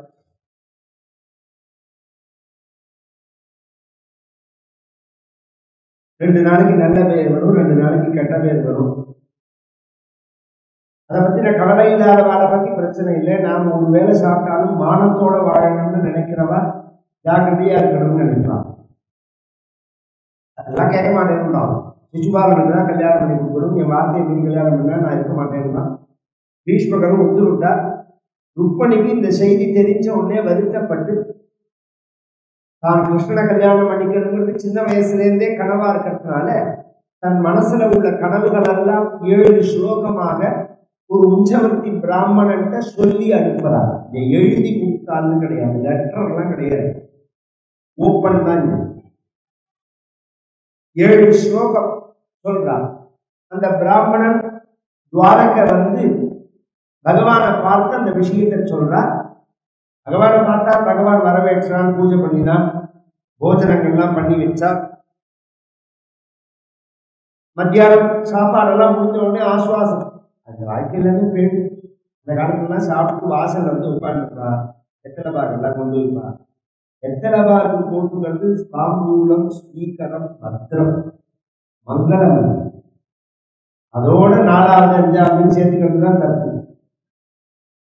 எத்தனை பாகுங்கிறது மங்களமான வஸ்து, இல்லைன்னா நைவேத்தியம் பண்ணுவானுங்க. இந்த காலத்துல எத்தனை பாகு போட்டுப்பா. அது மாதிரி பேசுறதே அப்பதான் விவகாரங்கள்லாம் பேசுவாங்க. பல கல்யாணம், காட்சி இதெல்லாம் அப்பதான் நிச்சயமா சகஜம். அப்ப பிராமணர் சொன்னார், உன்னை பார்க்க தான் வந்தேனா, என்ன விஷயம்? இது மாதிரி ருக்மணி சொல்லி அனுப்பிச்சார். என்ன சொன்னார்? சுத்வாகுணானி புவன சுந்தர செல்வதாந்தே நிர்விஷ்ய கண்ண விவரைஹரதோங்கதாபம் ரூபம் திருஷாம் திருஷிமதாம் அகிலார்த்தலாபம் त्वयीयच्युता विशति चित्तमपत्रपं मे कात्वा मुकुन्द महती कुलशील रूप विद्यावयोद्रविणधामभिरात्मतुल्यं धीरावतीं कुलवतीं वृणीत कन्या काले नृसिंहनरलोकमनोभिरामं पूर्तेष्टदत्तनियमं व्रतदेव विप्र गुरुवर्चनादिभिरणं भगवान् परेशः आराधितो यदि गदाग्रजयेत्यभाणि गृह्णातु मे नदमघोषसुतादयोन्ये. ஆச்சரியமான ஸ்லோகம். 7 ஸ்லோகத்துல நவவித பக்தியை காண்பிக்கிறார். உன்னோட குணங்கள் எல்லாம் மகான்கள் சொல்லி கேட்ட ஆரம்பமே சுத்வா குணான் புவன சுந்தரா. பொதுவா ராமாவதாரத்துலதான் ராமனுக்கு தான் புவன சுந்தரன், கிருஷ்ணனுக்கு என்ன பேரு? சியாம சுந்தரன் பேரு. இந்த புவன சுந்தரான்னு கூட்டா ராமனோட குணத்தை கேட்டேன்னு அர்த்தம். ராமனோட குணம் என்ன? சகுதேவ பிரபன்னாய தவாஸ்மி யாச்சதே அவையும் சர்வபூதேயும். ஒரு தடவை ஒருத்தன் எனக்கு நமஸ்காரம் பண்ணினா அவனை நான் கைவிட மாட்டேன். அந்த நம்பிக்கையில போகணும். அதே ராமன் தான் கிருஷ்ணன். அது என் காதல இருக்கிறதுனால தைரியத்தோட இருக்க. நிர்விஷ்ய கர்ண விவரைகி ஹரதோங்க தாபம் ரூபமும் திருஷாம் திருஷிமதாம் அகிலார்த்த லாபம். கண் படைத்தவர்கள் பார்க்க வேண்டிய வஸ்து. கண்ணை படைச்சு பகவான ஒரு தடவை பார்க்கலன்னு வச்சுக்கோங்க, அந்த கண்ணு மயில் தொகையில உள்ள கண்ணுக்கு சமானம். வருகாயி தேத்தே நயனே நராணம் லிங்காணி விஷ்ணோர் நிரீட்சிதோயே அப்படின்னு பாகவதமே சொல்றது. மயில் தொகையினா கண்ணு மாதிரி, இதுவும் வெத்து கண்ணு, அதுவும் வெத்து கண்ணு. கண்ணு படைச்சா பகவான துவாரகாதீசனை அதை பார்க்கறதுக்காக தான் கண்ணு. அச்சுதா, அச்சுதன் அப்படின்னா பக்தர்களை ஒரு பொழுதும் கைவிடாதவர்கள். பக்தான் நச்சியாவைய நீதி அச்சுதா, என்னை கைவிடக்கூடாது. விசதி சித்தம் அபத்திரபம், என் மனசை சமர்ப்பணம் பண்ணி வெட்கமில்லாம இந்த லெட்டரை எழுதுறேன் அப்படின்ன உடனே, கல்யாணமாகாத பெண்ணு, நின்ன பின்ன பார்த்து பழகாத பெண்ணு இப்படி ஓப்பனா ஒரு விஷயத்தை சொல்லி அனுப்புறாள்னா பெண்களோட பிரதான ஒரு லட்சணமே நாணம் தானே. நாணம்ங்கிற அந்த வெட்கம் தானே பூஷணங்கள் பெண்களுக்கு. இப்படி இவ வெக்கம் இல்லாம எழுதினாலே நீ நினைச்சுடாத, நான் வெக்கத்தோட உள்ளவன் தான். நீ வெக்கம் இல்லாம என்கிட்ட வரணும்னு சொன்னதுனாலதான் நான் உனக்கு இப்படி எழுதுறேன். நான் எங்க சொன்னேன்? நான் எங்க சொன்னேன் வெக்கம் இல்லாம என்கிட்ட வரணும்னு? பகவான் சொல்லியிருக்கான், லஜ்ஜாம் யோதீதே மன்னாமானி நிரந்தரம் குலகோடி சமாயுக்தா லபதே மாமகம் பரம் அப்படின்னு பகவானுடைய வார்த்தை. யார் வெட்கத்தை விட்டுட்டு என் நாமாவை சொல்லுகிறார்களோ அவர்களுடைய கோடி குலத்தை நான் கரையேற்றுவேன்.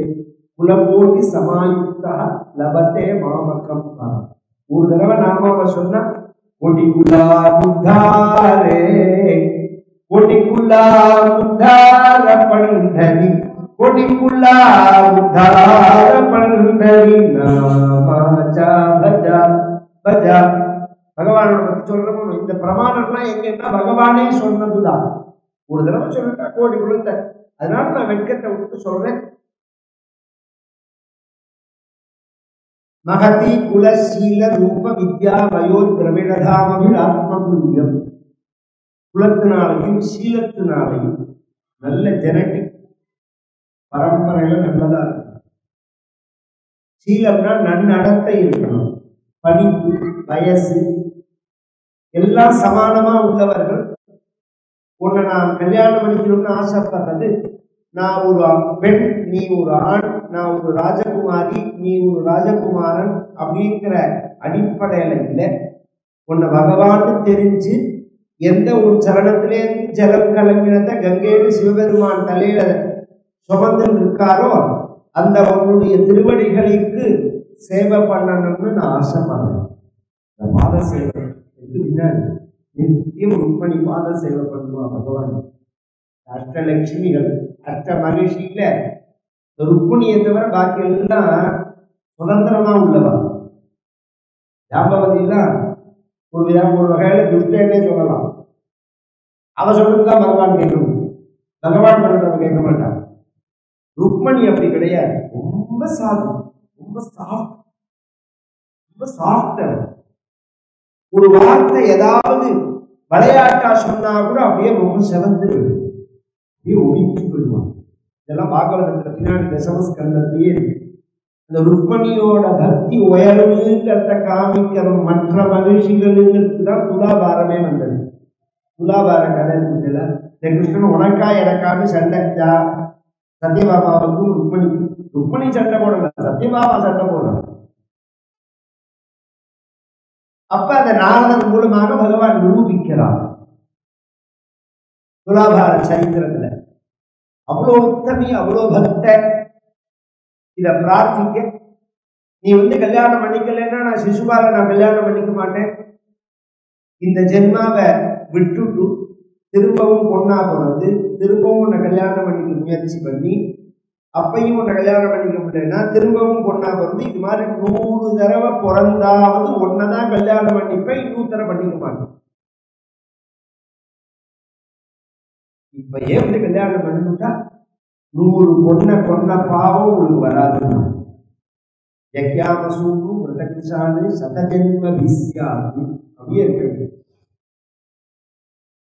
தாருகா ரதத்தை பூட்டுன்னான் பகவான். யாரு பண்ணு தேர் ஓட்டி ரதத்தை பூட்டுன்னு சொல்ல பகவான் கிளம்பி வர கல்யாணத்துக்கு முதல் நாள் கௌரி பூஜைன்னு பண்ணுவான். இது எல்லாருக்கும் உண்டு. சில பேர் தான் நீங்க பழக்கத்துல வச்சிருந்துருக்காங்க. இங்கே தெலுங்கால் கன்னடத்தில் உள்ளவாளுக்கெல்லாம் அந்த பழக்கம் உண்டு. ஏன்னா தம்பதிகளுக்குள்ள ஒத்துமையா இருக்கணும்னா அம்பாளை பூஜை பண்ணணும். தாம்பத்தியார்த்த உமாம் சதி, இது பழக்கம். அம்பாள் தான் இந்த இடத்துல பார்வதி, சரஸ்வதி அம்பாள் தான், மகாலட்சுமி அம்பாள் தான். நான் இங்க சொல்றது பார்வதியை தான், உமாம் சதி அப்படின்னு. இத அம்பாளை பூஜை பண்ணிட்டே வந்தோம்னா தம்பதிகளுக்குள்ள கணவனா இருந்தாலும் சரி மனைவியா இருந்தாலும் சரி நல்ல ஒற்றுமையோட இருப்பால். என்ன டிஃபரன்ஸ் ஒப்பீனியன் இருந்தாலும் அது மாறிவிடும், தெரியாது. இன்னைக்கு கல்யாணம் ஆகணும்னு கவலைப்பட்ட காலம் போய் கல்யாணமாகி அவ சண்டை போடாம இருக்கணுமேனு கவலைப்படுற காலமா இருக்குது. இத்தனை நாள் ஒன்றும் என்ன நடக்கும் எதுவுமே புரியல. அந்த காலத்துல எல்லாம் நித்தியப்படி கோவிலுக்கு போவார். சாயங்காலம் ஆச்சுன்னா ஒரு வெண்ணெய் எடுத்துட்டு கோவிலில் போய் திரிய போகும். சிவன் கோவிலில் போய் பெருமாள் கோவிலில் போய் தரிசனம் பண்ணிட்டு நமஸ்காரம் பண்ணிட்டு போவா. ஒன்றுமே இல்லையா, செவ்வாய் இல்லையாது கோவிலுக்கு போவா. எந்த பழக்கமுமே கிடையாது, எந்த பழக்கமும் கிடையாது. காத்தால எழுந்துட்டா குளிச்சுட்டு நெத்தி இட்டுட்டு விளக்கேற்றி ஒரு நமஸ்காரம் பண்ற பழக்கம் கூட கிடையாது. சௌக்கியமா இருக்கணும்னு நினைச்சா மட்டும் போதுமா, சௌக்கியத்துக்குள்ள காரியம் பண்ண வேண்டும். எல்லாருக்கும் ஆசை இருக்கு சௌக்கியமா இருக்கணும். என்ன நினைச்சிட்டு போனாமே பொருளாதாரத்தினால சௌக்கியம்னு நினைச்சிட்டு இருக்கோம். இப்ப என்ன ஆயிடுச்சுன்னா பொருளாதாரத்தை நிறைய கொடுத்துட்டு சௌக்கியத்தை பிடிக்கிட்டான் பகவான். சௌக்கியம்ங்கிறது மனசு சார்ந்த விஷயம், பணம் சார்ந்த மெட்டீரியல் சார்ந்த விஷயம் கிடையாது.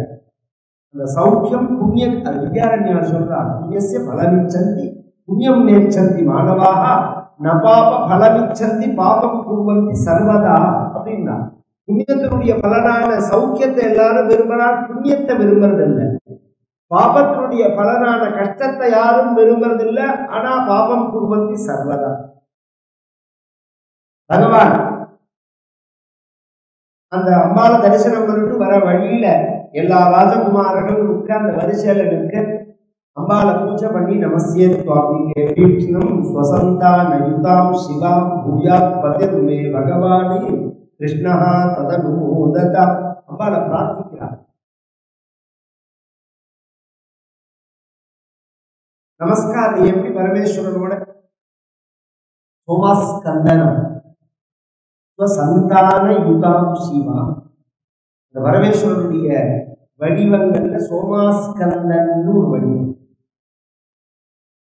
கோவில் எல்லாம் பார்த்து எல்லாம் உண்டு. அது என்ன விசேஷம் அப்படின்னா சோமம்னாலே உமையா சகித சோமா, அம்பாலோட சேர்ந்தவர். ஸ்கந்தன்னா முருகனோட உள்ளவர். பரமேஸ்வரன் பார்வதி நடுப்புல முருகன் இருப்பார். இது குடும்ப விருத்தி, வம்ச விருத்தி, சந்தான விருத்தி. குழந்தை பிறக்கிறதுக்கு முதலான விரதம் எதுன்னா ஷஷ்டி விரதம் தான், சுக்ல ஷஷ்டி. நீங்க பூஜையில எடுத்து பார்த்தீங்கன்னா சுக்ல ஷஷ்டி விரதம்னு, அதுவும் பிரதோஷ விரதம்னா குழந்தை பிறக்கிறதுக்கு முதலான விரதம். ஷஷ்டியில் விரதம் இருந்தால் அகப்பையில் குழந்தை வரும். இந்த வாக்கியம் ஷஷ்டியில இருந்து ஆகையில வரும் மாறிவிடும். ஷஷ்டியில் விரதம் இருந்தால் அகப்பையில் குழந்தை வரும், இதுதான் தமிழ். அது மருவி சட்டியில இருந்து ஆகையில வரும். அம்பாளை தரிசனம் பண்ணிட்டு சோமாஸ்கந்தனா பகவான் அம்பாளை தரிசனம் பண்ணிட்டு வெளியில வர தலையை குடிஞ்சுட்டே வராது. நம்ம தலையை நிமிர்ந்து பார்த்தா கோபாலனை தான் பார்க்கணும், மற்ற ஆண்களை நம் கண் பார்க்கக்கூடாது அப்படி நினைச்சுன்னு வரது. ஒரு இடத்துல பகவான் நிற்கிறான், கிட்டக்க போகல. ஏன்னா ஒரு உச்சவதி பிராமணர் வந்து சொன்னார்கிறத மட்டும் நம்பிக்கிட்டே ஒரு பெண்ணு மேல கை வச்சிட முடியாது. ராஜகுமார் அவர் ஏன்னா அவளுக்கு நம்மளை விரும்புறாளா விரும்பலையான்னு கன்ஃபார்ம் பண்ணிக்காம அவளை எப்படி தொடலாம்? அது பெரிய தோஷம் சாஸ்திரம். அதனால அவருடைய அங்கீகாரத்துக்காக பகவான் வெயிட் பண்றார். ஒரு கட்டத்துல அப்படி தலை நிமிர்ந்து ரதிர்ஷே அச்சுதம்சான்னா நேர பகவானை பார்த்தாலாம். பகவான் இருக்கிற இடத்துல அப்படி பார்த்தா அங்க முதல்ல ஸ்லோகத்தினுடைய ஆரம்பம் என்ன? அச்சுதான், என்னை கைவிடாதவன். கைவிடாத பகவானை பார்த்தா பகவானும் அப்படி பார்த்து அவர் கண்ணிய கண்ணுனால அனுமதி கொடுத்தோடனே அப்படி தேர முன்னாடி ஓட்டினான். ஓட்டி அந்த ரெண்டு பக்கத்துல வரிசை இருக்கா, அதுக்கு நடுப்புல தேர நிறுத்தி கீழே இறங்கி ருக்மணி கையை பிடிச்சு பாணிக்கிரகணம் மாதிரி அப்படி கையை பிடிச்ச உடனே மேல கருட துவஜம், கொடியில கருட பகவான் இருக்கா. அவர் ஒரு சவுண்டு கொடுக்குறார். தரிசனா அதிகம் துவனிக்கு சகுனத்துல கருட தரிசனம் தான் ஃபர்ஸ்ட். சுப சகுனத்துல ஃபர்ஸ்ட் எதுன்னா கருட தரிசனம் தான். அதை விட வசத்தி அதோட சத்தம், இந்த சவுண்டு கருடன்னாலே இப்ப கிடையாது. அன்னைக்கெல்லாம் நம்ம பாட்டிலாம் என்ன பண்ணுவா, தினம் வாசல்ல வந்து உட்காருவான். இன்னைக்கு வீதத்துக்கு கருட தரிசனம் பண்ணணும். கருடம் வருதா பாடுறா பாடுறா அப்படின்னா, கருடம் வரலன்னா கூட வைத்தரசு இல்லை, கொட்டப்பிராந்து போயிட்டு வந்துட்டே இருக்கு. கொட்டப்பிராந்து இதெல்லாம் ஒரு என்ன ஒரு அழகான வாழ்க்கை. கருட தரிசனம் பண்ணணும்னு நினைப்பா. சாயங்காலம் 5:45 வந்து வாசல்ல உட்கார்ந்துருவா. பெருமா கோவில்ல தீபாராதனை, சிவன் கோவில்ல தீபாராதனை. தீபாராதனை முடிச்சுட்டு தான் உள்ள பலகாரத்துக்கு போவான். சாப்பிட மாட்டான். இன்னைக்கு சீரியல் முடிச்சுட்டு தான் சாப்பாடு. அந்த ஸ்மரணையே பேடு. ஜனசிய கிருஷ்ணா விமுகஸ்ய தெய்வாது அதர்மசீலஸ்ய சுதுக்கிதஸ்ய பகவதமே சொல்லும். எவ்வளோ பகவானை விட்டு நாம விலகிறோமோ அவ்வளோ கஷ்டம் வாழ்க்கை, துக்கந்த வாழ்க்கை. பகவான் கை முடிச்சு தூக்க எல்லாரும் முதல்ல ஒரு நிமிஷம் அப்படி ஸ்டெண்ட் ஆகி ரொம்ப நல்லா இருக்குன்னாங்க ஜோடி பொருள். பகவான் தேர் கிளம்பினப்புறம் தான் அடாடா இந்த பொண்ணை சிசுபாலனுக்குன்னா நிச்சயம் பண்ணினா இவன் தூக்கிட்டு போறானேன்னு சண்டைக்கு வரல. ஏற்கனவே பலராமர் பின்னாடியே வந்துட்டார் பகவானோட சைன்யத்தோட. அவன் தடுத்து நிறுத்திட்டான். ருக்மணி ஒரு கட்டத்தில் வந்து தடுத்தா. அவனையும் பகவான் தண்டிச்சு அனுப்பிச்சுட்டு துவாரகைக்கு வந்து தூக்கின் வந்ததுதான் கல்யாணம் இல்லை. பகவானி பீஷ்மக சுதா ஏவம் நிச்சித்ய பூனிபானே புரமானீய விதிவதி ரூபயே குருவா. புரமானீய விதிவதி ருக்மணியோட அப்பா அம்மாவை வரவழைச்சு தன்னோட அப்பா அம்மா கர்காச்சாரியான்னு பகவானுடைய குலகுரு கர்கர் அவரை வரவழைச்சு யதோக்த விதானத்தினால ஜபஹோமங்கள் பண்ணி கன்னிகாதானம் பண்ணி பாணிகிரகணம் பண்றான் பகவான். ருக்மணியை கல்யாணம் பண்ணிட்டு பகவான் துவாரகாதீசனா. அப்புறம் மற்ற மகிழ்ச்சிகளுடைய விவாகம். சந்திரானனா பைஷ்ணி பாமா ஜம்பரதி சத்யா மித்ரவிந்தா லக்ஷ்மணா காளிந்தி. சந்திரானனா வைஷ்ணின்னா ருக்மணி, பாமா சத்யபாமா, ஜாம்பவதி சத்யான்னு ஒரு பேர். சத்யா வேற சத்யபாமா வேற. மித்ரவிந்தா காளிந்தி லக்ஷ்மணா 8 மகிழ்ச்சிகள் பகவான். பகவான் அஷ்டலட்சுமிகளோட பிரகாசிச்சு பண்டபாண்டவர்களுக்கு அனுகிரகம் பண்ணி, குஜேலருக்கு அனுகிரகம் பண்ணி, உத்தமனுக்கு உபதேசம் பண்ணி பகவான் 125 வருஷம் இருந்துட்டு அப்புறம் இந்த பிரபாச தீர்த்தம்னு நாளைக்கு நம்ம போறதே திரும்பி வரதே பார்ப்போம். அந்த இடத்துல பகவான் வைகுண்டம் போனார்னு பாகவதம் முடிகிறது. அதோட முடிக்கக்கூடாதுங்கிறதுக்காக பகவான் திரும்பி பிறந்த ஸ்லோகத்தை சொல்லிட்டு தான் பாகவதத்தை பூர்த்தி பண்ணுவார். சமத்புதம் பாலகம் அம்புஜக்ஷணம் சதுர்புஜம் சங்ககதாயுதாயுதம் श्रीवत्सलक्ष्मं गलशोभिकौस्तुभं पीताम्बरं सान्द्रपयोधसौभगं महार्घवैडूर्यकिरीटकुण्डलद्विषापरिष्वक्तसहस्रकुण्डलं दामकाञ्चङ्गदकङ्कणादिभिः विरोचमानं वसुदेव ऐक्षत. परीक्षितुக்கு பகவான் சுகாச்சாரியார் அனுகிரகம் பண்ண பரீட்சித்து ரட்சக தம்சம் பண்ணி அவன் மோட்சத்தை அடைஞ்சான். பாகவதம் முடிஞ்சு பகவத் சரணத்துல எப்போதும் பக்தி வேணும். பகவன் நாம சங்கீர்த்தனம் தான் நம்மளுடைய பாபத்தெல்லாம் போக்கும்.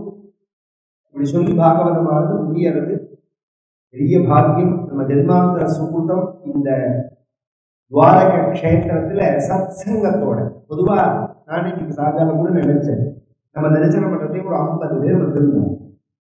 தமிழ்நாட்டிலே ஒரு குரூப் கோயம்புத்தூர்ல இருந்து வந்திருந்தா, ஒரு குரூப் மதுரை இதெல்லாம் வந்திருந்தோம், கட்டாத்தினிகள் எல்லாம் வந்திருந்தோம். அந்த டூருக்கும் நம்ம டூருக்கும் என்ன வித்தியாசம்னு யோசனை பண்ணணும். புண்ணியக்ஷேத்திரம் தரிசனம் பண்ணணும்னு எல்லாரும் கிளம்பி வரா உயரம், அது ஒன்றும் குறைச்சலே கிடையாது. இந்த வயசான காலத்துல ஒரு இடத்துல இருந்து ஒரு இடத்துக்கு டிராவல் பண்றது எல்லாமே கஷ்டம். ஆனா வந்தத்திலேருந்து உட்கார்ந்தத்திலே நீங்க யோசனை பண்ணி வரணும். காத்தால வந்த உடனே முதல்ல பாத்ரூம் எங்க இருக்கு, எங்க குளிக்கலாம், எங்க டிஃபன் கிடைக்கும், டீ எங்க கிடைக்கும், நமக்கு சரியா வருமா, நாம எங்க படுத்துக்க போறோம், ராத்திரி எங்க தங்க போறோம், எத்தனை மணிக்கு கிளம்பணும், ஊர்ல இருந்து திரும்பி போற பகவானை தவிர பாக்கி எல்லாத்தையும் நினைக்கலாம். எல்லாத்தையும் நினைக்கலாம். ஊருக்கு போனா பழையபடி வம்பு பேசிட்டு இருக்கலாம். இந்த வந்ததே வெளியூர் வரதே எல்லாத்தையும் மறந்து பகவானை நினைப்பதற்காக சத்சங்கம். அது மாதிரி ஒரு இந்த மாட்டுக்கடை ஆட்டுக்கடைன்னு சொல்லுவாங்க, அது மாதிரி கூட்டமா கிளம்பி வந்தா போறாது, சத்சங்கமா இருக்கு. விசேஷம் உண்டு, புண்ணியம் உண்டு, அது ஒன்றும் ஆட்சேபம் கிடையாது. அவளை நான் தோஷம் சொல்லல. நம்மளோட சங்கம் எப்படி இருக்கு, இதே இப்ப நான் பிளானிங் பண்ணி 1 வருஷம் முன்னாடியே இத திட்டமிட்டு பப்ளிசிட்டி பண்ணியிருந்தா 500ல இருந்து 1000 பேர் வருவார்னு வச்சுக்கோங்களேன். அந்த சத்சங்கம் எப்படி இருக்கும்? கொஞ்சம் விழுந்தா அவளுக்கு சாப்பாடு கூழ் எடுக்கிறது, பேசுறது, பொறுத்து பஸ்ல இறங்குவோ யார் காணா போனா போன் பண்ணுதோ வந்தாலா பார்த்து இதுதான் கரெக்டா இருக்கும். இங்க உட்கார்ந்ததுலேருந்து நமக்கு இந்த சாப்பிட்டது தூங்கின டயத்தை தவிர மற்ற டயத்தை வேஸ்ட் பண்ணிடும்.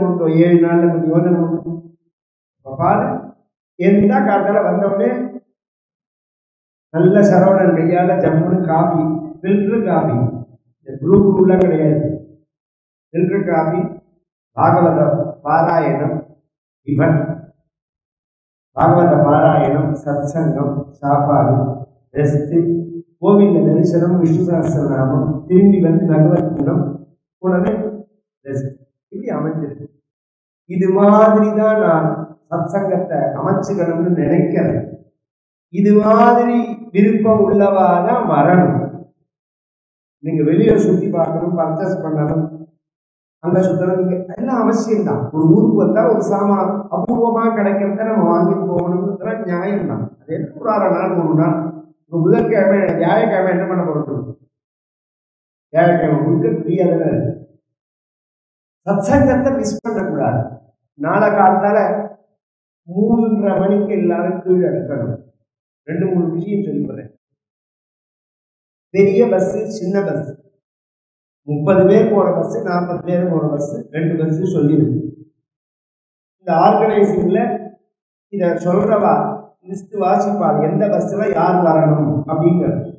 அவ அந்த பஸ்ல ஒரு சீட்ல உட்காந்துக்கிட்டா அதுலயே தான் உட்காந்துக்கணும். திரும்பி அதை மாத்திக்கிட்டுலாம் ஹிம்சை பண்ணக்கூடாது. எல்லாருமே வயசானவா. எனக்கு தோணினது, இன்னும் நான் அவர் கிருஷ்ணன்கிட்ட பேசல,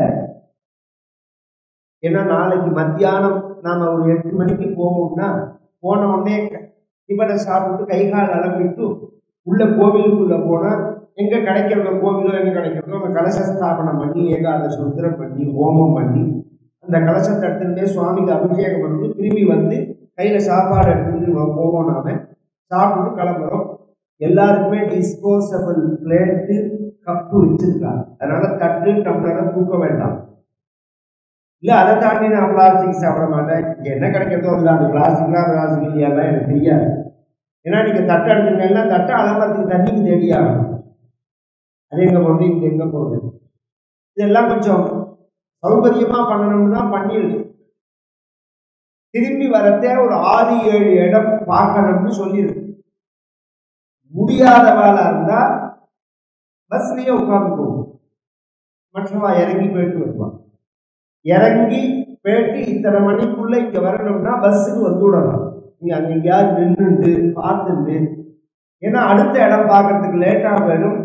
நம்ம இன்னொருத்தருக்கு தொந்தரவு கொடுக்குறாமா, நாம வந்தது அந்த க்ஷேத்திரத்தை தரிசனம் பண்றதுக்கு தான்.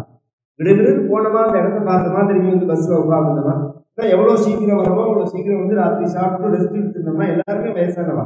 நாளைக்கு காலத்துல 7 மணிக்கு கிளம்பி நாகேஸ்வரம் போயா, நாகேஸ்வரம் நன்னா உள்ள போய் கோவில் எல்லாம் பேசிட்டு வந்துருக்க, ஜம்முன்னு இந்த மதுரை காய்ச்சி அபிஷேகம் பண்ணிட்டு திரும்பி வந்து சாப்பிட்டு திரும்பி கிளம்பி கோபிதாம் போயிட்டு பேட்வாரகா போயிட்டு திரும்பி வரணும்.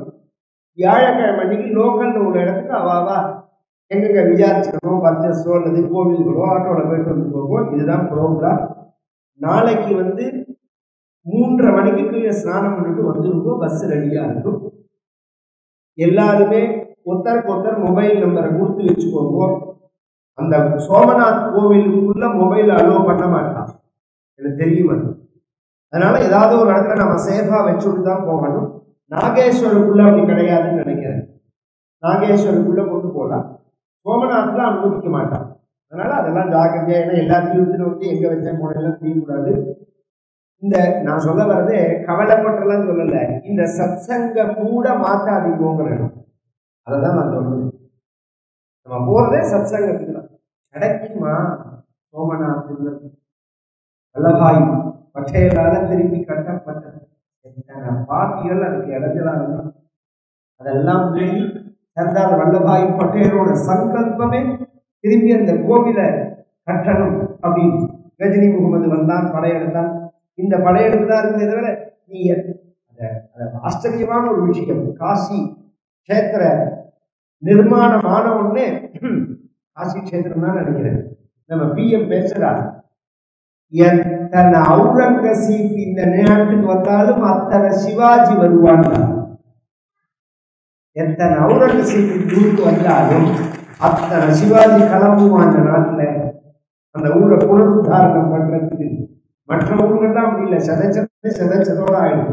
2000 வருஷம் ஹிஸ்டரியில மேல மேல மேல நம்மள இஸ்ரேல சொல்றமே, நம்ம மேல மேல மேல அடி வாங்கினது நாம் தான்.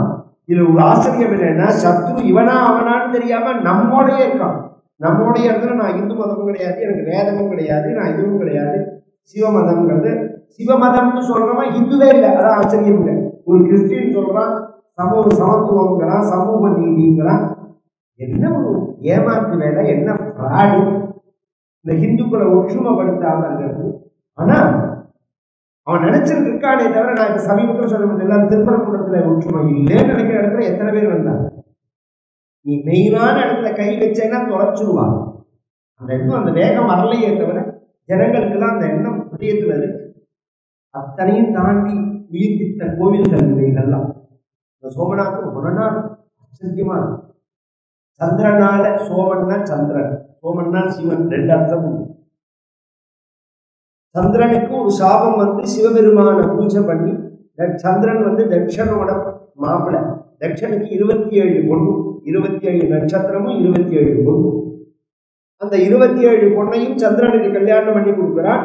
அதுல ரோஹிணிங்கிற பெண்ணுகிட்ட சந்திரன் ரொம்ப பிரியமா இருந்தான். மற்ற பெண்கள் எல்லாம் சரியா கவனிக்கலன்னு இவாள் அப்பாட்ட சொல்ல, அப்பாவான தட்சன் அவசரப்பட்டு, நீ அழகா இருக்கிறதுனால தானே இந்த திருவுருல நடந்துக்க, நீ வந்து க்ஷயரோகத்தை அடையிறதுன்னு சபிச்சுட்டான். குஷ்டரோகம் வருதுன்னு சபிச்சுட்டான். குஷ்டரோகம் வந்ததுனால அந்த ரோகம் எங்கேயுமே நிவர்த்தி ஆகல. சிவபெருமான வந்து பூஜை பண்ணி அந்த ரோகம் நிவர்த்தியான க்ஷேத்திரம். இன்னொரு விஷயம் என்னன்னா, இந்தோ மாதృ சுவாசினி பகவதி கோபால் மனோதோஷத்தான்னு ஒரு குடும்பத்துல பெண்களுடைய, சுமங்கலிகளுடைய, அம்மாவுடைய, அம்பாளுடைய சாபம் தாபம் இருக்கு அப்படிங்கிறத ஜாதகத்தை எதை வச்சு தெரிஞ்சுக்கலாம்னா சந்திரனை பார்த்தா தெரியும். சந்திரன் எப்படி இருக்காங்கிறத பார்த்தா சொல்லலாம் அப்படின்னு இருக்கு. சந்திரன் தான் அதுக்கு மீட்ரு. அந்த தோஷங்கள்லாம் சரியாகும். அது என்ன அப்படின்னா கோபான் மனோதோஷதாகன்னா இந்த சுமங்கலி சாபம், இது மாத்ரு சாபம். இந்த மாத்ரு சுவாசினி பகவதி அம்மா, சுமங்கலிகள், பகவதினா அம்பா. இவா 3 பேருடைய சாபத்தை அடைஞ்சா கோபான் மனோதோஷம் ஹிஸ்டீரியாவாக மனநோய் வந்துடும். அவள் அந்த மனநோய் பெரிய ப்ராப்ளமா இருக்கும். சண்டை போடுவா, நிதானம் இல்லாமல் இருப்பா, கோபப்படுவா. அவர்கள் மேல அது தோஷம் கிடையாது, சந்திரன் வீக்கா இருக்கான்னு அதை சரி பண்ணக்கூடியதான ஒரு க்ஷேத்திரம் அது. அதனாலதான் இப்ப ரிஷிகராசி, நான் சொல்றதெல்லாம் ஜாதகம் சொல்றேன், பயப்படாதீங்க, புரியறதுக்காக சொல்றேன். விருச்சிக ராசியில விருச்சிகத்துல சந்திரன் நீச்சம், ரிஷபத்துல சந்திரன் உச்சம். ஜாதக ரீதியா பெரியவா அனுராதா நட்சத்திரம் தான், பரமாச்சாரியால் அனுராதா நட்சத்திரம் தான், எங்க தாத்தா அனந்தராம தீட்சிதர் அனுராதா நட்சத்திரம் தான். அவ்வளவு தூரம் வேண்டாம், பிஎம் அனுராதா நட்சத்திரம் தான், நரேந்திர மோடி அனுராதா நட்சத்திரம் தான். என்ன விழிப்பவர் சிவபக்தியினால், சிவபக்தியினால் அதை சரி பண்ணிக்க முடியுங்கிறதுக்காக சொல்லவர். அதனால எல்லாரும் பூஜை பண்ணும். அது ஒன்று. இந்த கல்யாண தடைகள்லாம் போகும், சுமங்கலி சாபங்கள்லாம் போகும். நல்லா பிரார்த்திக்கணும். நாகேஸ்வரம் ஒரிஜினலா இந்த இடம் தான் ராகு கேது பரிகார ஸ்தலம்ங்கிறது. இதோட காப்பி தான் நம்ம ஊர்ல வச்சிருக்கிறது திருநாகேஸ்வரம்ங்கிறது. வைத்தீஸ்வரர் கோவில்ங்கிறது ஜார்க்கண்ட்ல இருக்கு. வைத்தியநாத் நாங்கெல்லாம் 2-3 தடவையோ 4 தடவையோ இப்போ கூட போயிருந்தேன். போன மாதத்துக்கு முதல் மாதம் குழந்தைகளோட ருத்ராட்சம் பண்ணி, அதுதான் ஒரிஜினல் வைத்தீஸ்வரர் கோவில். அதோட காப்பி தான் நம்மூர் வைத்தீஸ்வரர் கோவில். இந்த 12 ஜோதிர்லிங்கத்தோட காப்பி தான் பாரத தேசம் முழுக்க இருக்கக்கூடிய சிவன் கோவில்கள் தான். அப்படின்னு போகலேன், இதோட காப்பி தான் பேர்லாம் வைக்கிறது. இதுல தனித்துவமா உள்ள க்ஷேத்திரங்களும் பஞ்சபூத க்ஷேத்திரங்கள்லாம் தனித்துவமானது. சிதம்பரமோ அருணாச்சலமோ இவைகள்லாம் தனித்துவமானது. மேக்சிமம் நான் சொல்ற மாதிரி தான் இருக்கும். அது இந்த நாகேஸ்வரம் அது மாதிரி நாகதோஷங்கள்லாம் நிவர்த்தி ஆகக்கூடிய க்ஷேத்திரம். அதனால எல்லாரும் இந்த ருத்ர ஜபங்கள்ல பிரார்த்தனை பண்ணிட்டு கலந்துட்டு பரமேஸ்வரனை தரிசனம் பண்ணணும். சோமநாத்ல என்ன ப்ரொசீஜர்னு எனக்கு தெரியாது. நாகேஸ்வரத்துல நாளைக்கு உபன்யாசம் கிடையாதுன்னு இப்படி சொல்றேன். நாகேஸ்வரத்துல உள்ள போய் அபிஷேகம் பண்றதுக்கு 200 ரூபாய் அவ சொன்னது. இப்ப ருத்ரேகாதசி பண்ற அந்த 12 பேருக்கு தான் நாங்க ஏற்பாடு பண்ணோம். வேற யாராவது அபிஷேகம் பண்ணணும் அப்படின்னு ஆசைப்பட்டேன்னா அந்த முன்னாடியே சொல்லி வச்ச எல்லாம் சேர்த்து டிக்கெட் வாங்கிடுவா. 2 பேருக்கும் ஒரு அபிஷேக தீர்த்தம் வாங்கிட்டா கூட போகும். அப்படி வாங்கிட்டு உள்ள போய் குடும்பமா அபிஷேகம் பண்ணலாம். அது முன்னாடி சொல்லிருக்கோம். இல்லை நீங்க அங்க போய் கொஞ்சம் பெருசா கூட்டங்கள்லாம் இருக்காது. நாங்க கலசத்தை எடுத்துட்டு போறதே பின்னாடி நீங்க டிக்கெட் வாங்கிட்டா அவளே ஒரு சொம்புல ஜலம் புஷ்பங்க எல்லாமே கொடுப்பாங்க. அதற்கு உள்ள வந்து அபிஷேகம் பண்ணிக்கலாம்.